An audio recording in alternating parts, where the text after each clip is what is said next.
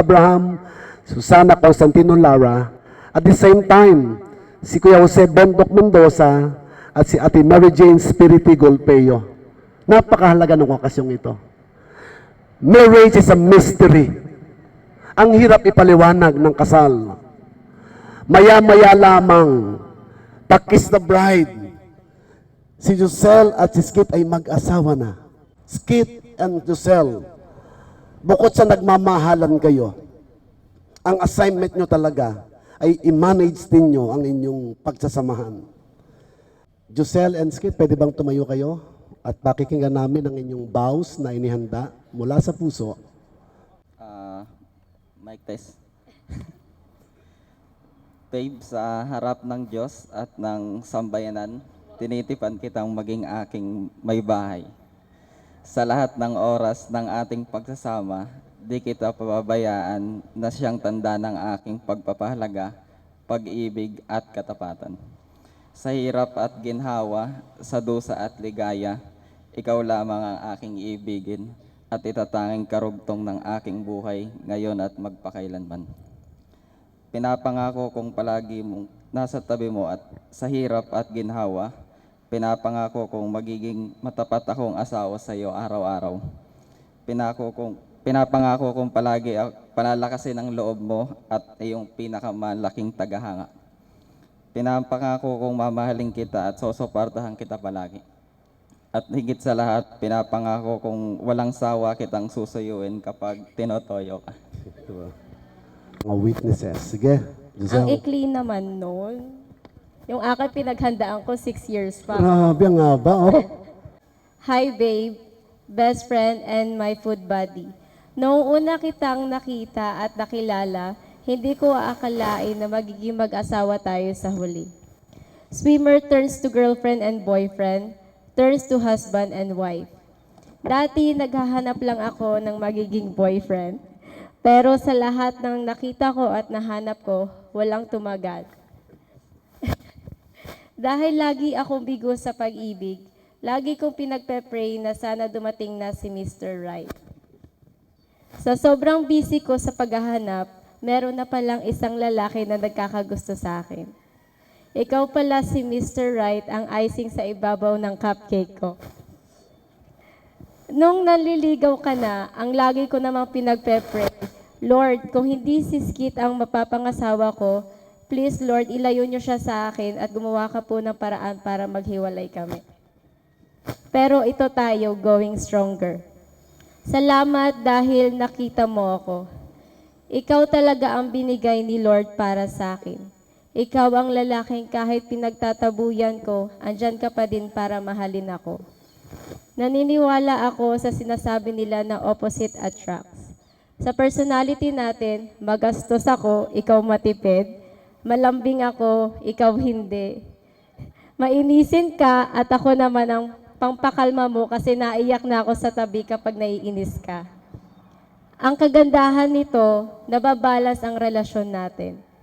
Pero ang pinakatugma sa ating dalawa ay ang pagkain. Pero pareho tayong mahilig kumain, mahilig mag-explore ng mga foods. I'm happy kasi meron na akong kasama habang buhay para mag-food trip. Babe, pinapangako ko na mamahalin kita habang buhay kahit na sobrang toyoin mo din, pikunin at mainitin ang ulo. Pinapangako ko na magiging alarm clock mo ko. Gigisingin kita lalo na kapag morning shift ka sa work dahil kapag nag-alarm ka sa phone mo, gising na ang lahat sa ingay ng phone mo pero ikaw tulog pa at humihilik. Pinapangako ko na aalagaan kita kapag nagkakasakit ka, hinding-hindi ako magsasawa na sigawan ka para lang painumin ng gamot. Pinapangako ko na araw-araw kitang i-remind na uminom ng vitamin C. Pinapangako ko na dito lang ako sa tabi mo, kasama mo na tuparin ang pangarap mo at ang mga pangarap natin. Pinapangako ko na iiyak lang ako kapag nag-aaway tayo, pero hindi kita iiwan. Pero syempre susuyuin mo din ako, katulad nga na sinabi mo sa vows mo. Pinapangako ko na sa hirap at ginhawa, ikaw at ikaw pa rin ang pipiliin ko. Pinapangako ko na mamahalin kita araw-araw hanggat buhay pa ako. Excited na ako gumawa ng pamilyang kasama ka. Mahal na mahal kita, babe. Wala request yung pong mga abay na may hawak ng singsing o yung ating mga boys and girls yan o kaya yan singsing, pwede bang buksan mo sir? Pwede bang Skit and Josel, walang hintuan ng pag-asawa kahit anong mangyari. Magtutuloy-tuloy kayo. Josel, please take the ring. That is special for me. Ang singsing na ito ay tanda ng aking pagmamahal.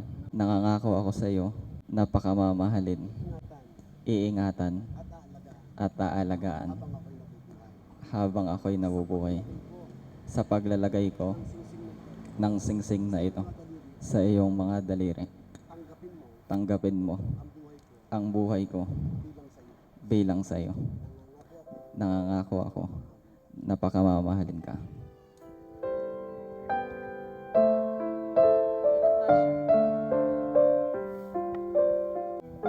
Skit, this ring is a sign of my covenant I have made with you today.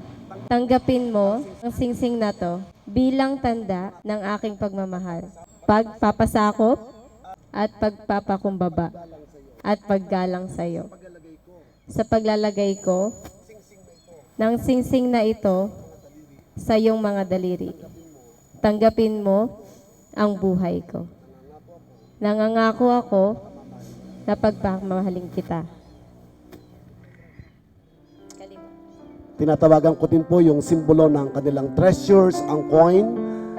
Sino po yung abay na may hawak ng coin? Coin bearer. Tinatanggap namin ang coin na to bilang simbolo ng pagpapala ng nagbubuhat sa Panginoon. Nangangako ako sa Panginoon na magiging mabuting katiwala ng mga pagpapala na ibibigay sa amin ng aming Panginoon. Tawagin din natin ang kanilang Bible bearer. Tinatanggap namin ang Bibliyang ito upang maging mapa at manual ng aming buhay pag-asawa. ng aming buhay pag-aasawa. Ingatan nawa kami Ingatan nawa kami Panginoon. ng aming Panginoon Nangako kami at nangangako kami basahin, na babasahin, pag-aaralan pag-aaralan salita ng Diyos. ang salita ng Diyos sa aming buhay. Pagpalain nawa kami Pagpalain nawa kami ng Panginoon. ng Wow, Panginoon. salamat sa Panginoon. Napakahalaga ng manual na yan. Pwede ba kayong dalawa ay lumuhod? Yan. Kaya, bakit kahit sa paglalagay ng veil, hindi pwede ang sa lalaki ang sa mukha, ni hindi sa babae ang sa balikat? Tahanan. Upang maging matibay ang haligi, pakabantayan ng relasyon. Napansin nyo, pang dalawahan lang? Pwede bang may extra dito para may reserva? Di pwede. Pwede bang may extra din dito? Di rin pwede. Pang dalawahan lang ang kasal. Gusto kong tawagin ng mga abay ng cord. Cord ito, pang mayaman to, Josel at saka Skit. Yan, pwede bang talian natin si Skit at saka si Josel? Pitan mo, pati sa leeg, yan, talian mo nang hindi makatakas yung dalawa. Yan. Bakit cord? Sayang naman ang simbolo kung di papaliwanag. Alam niyo po yung lubid, kadalasan ay 3 buhol. Pag ang lubid, isa lang ang buhol, medyo hindi siya matibay. Dapat ang isang buhol, si Skit, ang pangalawang buhol, si Josel, at yung pangatlong buhol ay ang Diyos. Pagkasama ni Skit at saka ni Josel ang Diyos, gaano man ang mangyari, kasama niyo ang Panginoon. No matter what happen, ano mang mga rough roads, yung ating counseling sa inyo, ano mang mangyari sa inyo, sabi ng Panginoon, di niya kayo iiwan at pababayaan. Pwede bang tumayo ang mga ninang at ninong? Nangangako po ba kayo mga ninong at ninang sa harapan ng Diyos? Sa dami-dami nyo ng mga inaanak, ay maisama si Josel at si Skit na ipapanalangin lagi sila. At papayuhan na kahit ano mangyari, huwag kayong maghihiwalay. Pwede ko po kayong anyayahan sa unahan. At dito po ang mga babae, palibutan po natin si Josel at si Skit sa pagtaas ng inyong mga kamay, ipagdasal natin si Skit at si Josel na pagpalain ng ating Panginoon. Sabay-sabay po tayong mag-usal, magdasal at manalangin ng pagpapala kay Skip at kay Giselle. Para maganda naman ang picture habang nagsisignature ang mga ninong at ninang. Pagkatapos po mag-signature, ang last na simbolo ay ang kandila at dito na po tayo magbibigay ng honoring sa parents at the same time ay proclamation ng kanilang pagkasama. Yan, sige po. So, makakaupo na kayong dalawa. Nasaan po yung kanilang mga abay na namamahala ng signature?